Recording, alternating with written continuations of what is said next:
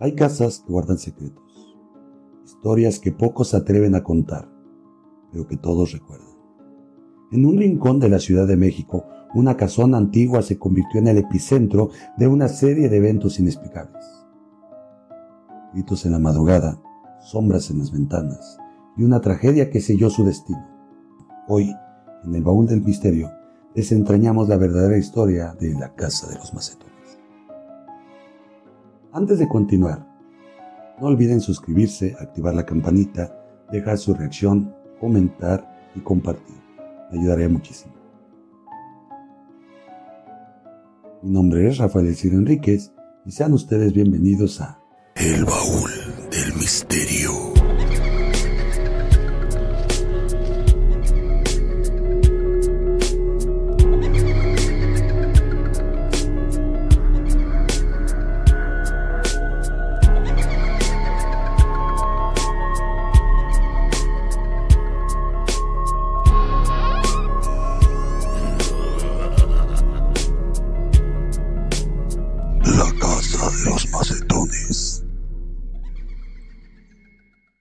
Para comprender la historia de la Casa de los Macetones, debemos retroceder en el tiempo, a un lugar que parece sacado de una pesadilla. La casona estaba ubicada en la avenida Insurgentes y la calle Godard. Estaba custodiada por dos enormes macetas de barro rojo, que vigilaban la entrada como centinelas silenciosos. Nadie imaginaba que en esa casa, conocida por años como la Casa de los Macetones, sería el escenario de uno de los relatos más escalofriantes de la Ciudad de México jamás conocido. A finales de los años 50, cuando Rafael Pérez y su esposa Sonia María Rosa Noé, oriundos de Jalisco, se mudaron a la casa, juntos trajeron al mundo a 6 hijos: indómita, libre, soberano, triunfador, bien vivir y pensamiento liberal. Una familia que a simple vista parecía llevar una vida tranquila, pero la oscuridad se escondía en sus corazones, en sus miradas, y nadie podría haber imaginado el horror que se desataría en este lugar. Al principio las señales eran sutiles y casi imperceptibles. Los vecinos sabían que en aquella casa vivía una familia aparentemente común, pero con el tiempo surgieron preguntas inquietantes. ¿Por qué nunca se veían a los niños asistir a la escuela? ¿Por qué no jugaban con otros pequeños en el barrio? ¿A qué se dedicaban los adultos? ¿De qué vivían realmente? Interrogantes que flotaban en el aire, pero que pronto desvanecerían en la rutina de una vida citadina, donde el tiempo exige trabajo y las preocupaciones ajenas pasaban a segundo plano. Sin embargo, la verdad detrás de aquellas puertas era más oscura de lo que cualquiera podría imaginar. La familia de Rafael no solo habitaba esa casa, la convertía en su fuente de sustento. En su interior fabricaban veneno para ratas, un detalle que, con el paso del tiempo, se volvería una cruel ironía, porque mientras ese lugar producía muerte en pequeñas dosis, la vida de Sonia y sus 6 hijos se marchitaba lentamente, atrapada en un ciclo de sufrimiento del que no podían escapar. Años atrás, Rafael Pérez sufrió un accidente de ferrocarril que le arrebató un brazo. El impacto de aquella tragedia fue devastador, no solo en su cuerpo, sino en su mente. ¿Cómo protegería a su familia ahora sin un brazo, plagado de un peligro en un mundo externo y desconocido? ¿Cómo defendería a los suyos de la maldad de una sociedad enferma y retorcida?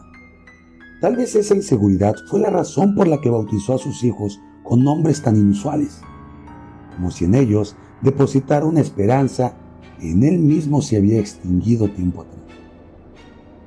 Un intento de darles un destino diferente, de otorgarles un poder que él sentía haber perdido. Y sin embargo, había una contradicción en su actuar. Rafael se declaraba ateo, convencido de que Dios no existía, de que la desgracia que lo perseguía era prueba de un universo indiferente. No solo había perdido un brazo, también arrastraba cicatrices de un matrimonio fallido, una herida que, junto con su accidente, moldeó una visión distorsionada del mundo. Con el tiempo, su miedo se transformó en obsesión. Su necesidad de proteger a su familia se convirtió en una prisión. Nadie saldría. Nadie tendría contacto con el exterior. Pero este aislamiento no fue inmediato. Rafael comenzó a sumergirse en libros baratos de filosofía. Textos que, lejos de traer respuestas, alimentaron su paranoia. Sus pensamientos retorcidos, su lógica se contaminó y en esa distorsión nació la base del horror que estaba por desatarse años después. Sonia, por otro lado, creció en un lugar de educación conservadora, lo que quizá la llevó a no contradecir las reglas impuestas por Rafael. Simplemente cayó, obedeció y se sometió al retorcido mandato de aquel hombre que aseguraba protegerlos de los males del mundo. Rafael decía haber visto lo peor de la humanidad, los instintos más bajos, las perversiones más oscuras, y juró que su familia jamás caería en este abismo. Por esa razón, los niños no asistían a la escuela. Nadie podía visitarlos, no podían relacionarse con otros niños del barrio. La casa era su único universo, una prisión disfrazada de hogar. Sonia, dentro de esta jaula, intentó darles algo de educación, les enseñó a leer y a escribir como pudo, pero sin formación docente, sus hijos apenas lograban hibanar palabras. Su habla era torpe, su lectura pausada, como si fueran niños pequeños aprendiendo por primera vez. Su mundo era reducido y su dieta también, solo avena y frijoles, día tras día, sin alguna variación. Pero los niños, eran curiosos, miraban por las ventanas, preguntaban por el mundo exterior, anhelaban lo que nunca habían conocido. Rafael no iba a tolerar esta insolencia. Cuando alguno desafiaba su control, lo azotaba sin piedad y lo encerraba en un cuarto oscuro durante días. Con el tiempo, para minimizar estas faltas, tomó medidas aún más extremas. Cubrió las ventanas con tablas de madera, cerrando cualquier conexión con el exterior. Como si aquello no fuera suficiente, llenó la casa de espejos. Los ubicó en cada rincón, en cada pasillo y en cada habitación. No había espacio donde no reflejarse, donde no sentirse observado. Nada escapaba a su mirada, nadie podía desafiarlo, y aquella casa sombría, el infierno apenas comenzaba. Lo único que sabían hacer era raticida, un veneno artesanal fabricado con manos pequeñas e inocentes dentro de un hogar donde la muerte era rutina. Rafael era el único que salía a la calle, el único que tenía contacto con el mundo exterior. Vendía su producto en tlapalerías de la zona, pero antes de hacerlo había un paso crucial. Debía asegurarse de la efectividad de este veneno. Los niños eran parte de este proceso. Rafael colocaba cebos para atraer a las ratas y cuando los roedores caían en la trampa, sus propios hijos debían atraparlas con vida. Luego, las mantendrían en cautiverio, esperando el momento en que servirían como prueba para este veneno. Día tras día. El hedor a muerte impregnaba la casa, un olor fétido que, con los años, se volvió imposible de ignorar. Los vecinos ya comenzaban a notarlo. Algo en aquella casa no estaba bien. Algo oscuro se cosía tras esas paredes clausuradas. Por más de 15 años, este ciclo se repitió día tras día. Pero mantener adolescentes en cautiverio no era una tarea fácil. La curiosidad crecía, el deseo de explorar iba en aumento, hasta que uno de ellos, libre, se atrevió, en un acto de valentía, escaló hasta la azotea de la casa por primera vez en su vida. Tenía una visión sin filtros del mundo exterior. Pero no era el mundo apocalíptico que su padre había descrito. No había caos, ni monstruos al acecho, ni ruinas de una civilización perdida. Era solo una ciudad con luces, movimiento y con vida. Libre, quedó maravillado y compartió su descubrimiento con sus hermanos. Sus palabras encendió algo en ellos, una chispa. Eran dudas. Rafael se dio cuenta de esto. Sus hijos comenzaban a cuestionar y a imaginar más allá de lo permitido. No podía permitirlo. Por primera vez, tomó una decisión drástica. les mostraría el mundo con sus propios ojos. Pero no era el mundo que Libre había visto en aquella ocasión, sino el que Rafael quería que vieran. Los sacó de la casa y los llevó afuera, pero solo de noche.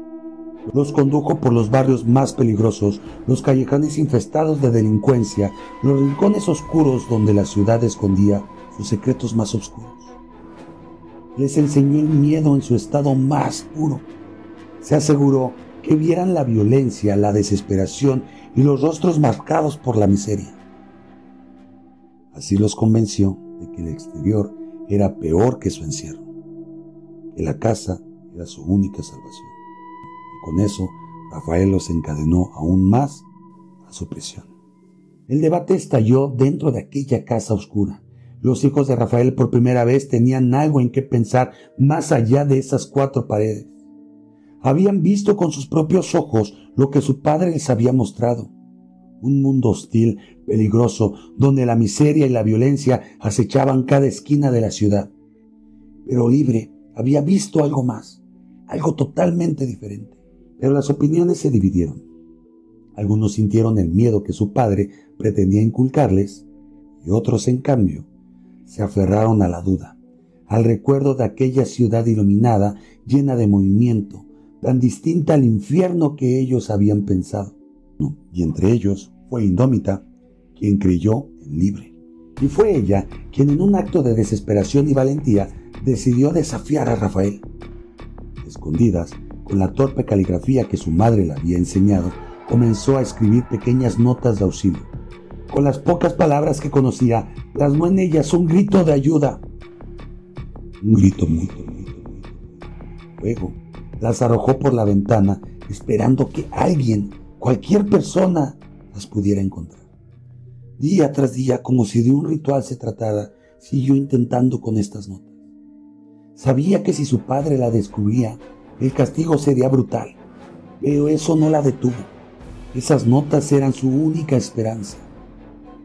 El hedor de la casa para ese entonces ya era insoportable. Un aroma fétido, una mezcla de muerte y de encierro flotaban en el aire.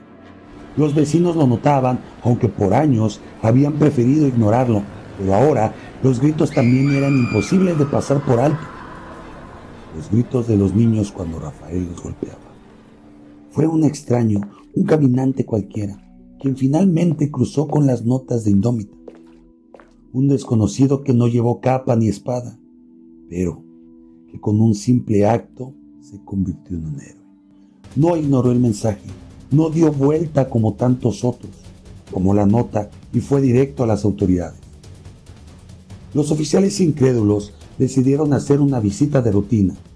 No esperaban encontrar nada fuera de lo común, solo cumplir con lo que es el protocolo. Pero lo que descubrieron tras esa puerta fue aterrador. Cuando las autoridades cruzaron la puerta de la casa, un golpe de hedor los recibió con una violencia insoportable. Un olor fétido, nauseabundo, impregnaba cada rincón de aquel lugar. Lo primero que vieron fueron los cadáveres de las ratas, decenas, quizás cientos, en diferentes estados de descomposición. Algunas aún atrapadas en jaulas improvisadas, otras apiladas en rincones oscuros, como si la muerte hubiera convertido aquella casa en su morada. Pero lo más aterrador y escalofriante no eran los cuerpos de estos animales. Eran ellos, los jóvenes. Emergieron de la penumbra con pasos titubeantes, cubiertos de harapos sucios y desgastados. Sus rostros eran pálidos, sus cuerpos delgados hasta lo grotesco, la piel pegada a los huesos por la desnutrición. Parecían espectros, sombras de lo que alguna vez fueron niños. Los agentes contuvieron el aliento. Aquello no era un simple caso de abuso, era algo más profundo, algo más monstruoso.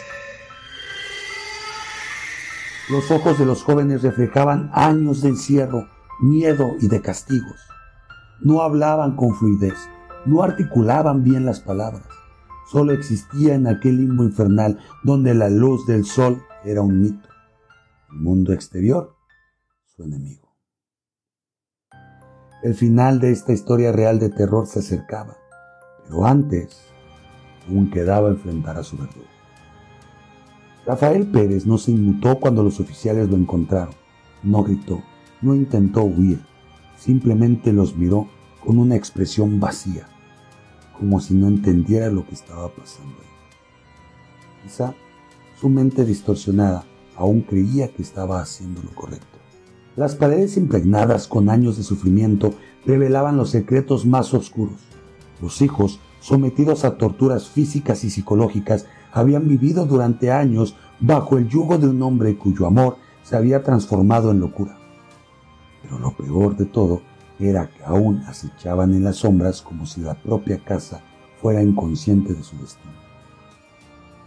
Nadie pudo explicar cómo, pero los relatos de aquellos que investigaron el lugar hablaban de algo extraño, algo que no se podía tocar, pero que se sentía en el aire, una presencia, un susurro persistente que envolvía la casa, como si las almas de los que allí habían sufrido nunca hubieran encontrado paz. El juicio de la historia de la familia fue destapado, pero ya no había marcha atrás. Rafael Pérez, al verse enfrentado a las huellas de su monstruosidad, pareció quebrarse. El hombre que alguna vez había creído intocable, miraba a todos con desdén, se desmoronó ante las acusaciones. Pero su caída no fue suficiente para salvarlo. En su celda, solo y en la oscuridad, fue en donde la historia alcanzó su último terrible capítulo. Rafael Pérez, el hombre que había transformado su hogar en un infierno, eligió el final más trágico de todos. La misma vida que había destrozado durante años la terminó de un solo golpe. En la soledad de su prisión se ahorcó, dejando atrás de sí un legado de horror, silencio que seguiría resonando en la ciudad para siempre. Y así, la casa de los macetones, aquella casona custodiada por 2 macetas rojas, quedó vacía, despojada de su historia de terror, pero marcada en la memoria colectiva de quienes supieron de su existencia. Nadie volvió a mirar a los macetones con indiferencia. Más allá de su belleza, ahora eran recordatorio de lo que alguna vez ocurrió entre esas paredes. Y como una advertencia, la leyenda de la casa de los macetones perduró, envolviendo a la ciudad en un manto de misterio y miedo. Porque en este mundo, el verdadero horror no se mide por lo que se ve, sino por lo que se oculta en lo más profundo de nuestro ser. Y cuando las sombras se disipan, lo único que queda es el eco de lo irreparable. ¿Conocían esta historia? ¿Sabían que este infierno duró más de 15 años? Imaginen la posición y la postura de los hijos y de la esposa. ¿Qué opinan al respecto? Háganmelo saber en la cajita de comentarios. No olviden de activar la campanita, suscribirse, dejar su reacción y compartir. Esto me ayudaría muchísimo. Me despido de ustedes no sin antes comentarles lo siguiente. Mantengan sus ojos abiertos y sus mentes curiosas. Esto fue El Baúl del Misterio.